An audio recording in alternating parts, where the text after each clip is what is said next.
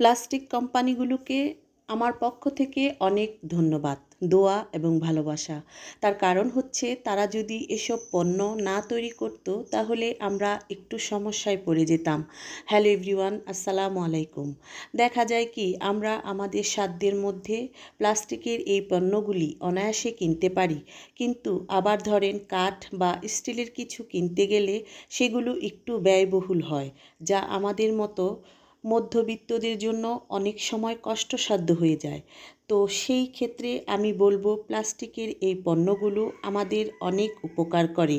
পরিশেষে আমি আবারও সকল প্লাস্টিক কোম্পানিকে মন থেকে দোয়া করি এবং আমি আশা করি সামনের দিনগুলোতে আরও নতুন নতুন পণ্য আমাদের ক্রয় ক্ষমতার মধ্যে বাজারে আনবেন, যা থেকে আমরা সকলেই উপকৃত হতে পারি। সেই প্রত্যাশা ব্যক্ত করে আজকের মতো এখানেই বিদায় নিচ্ছি। আল্লাহ হাফেজ।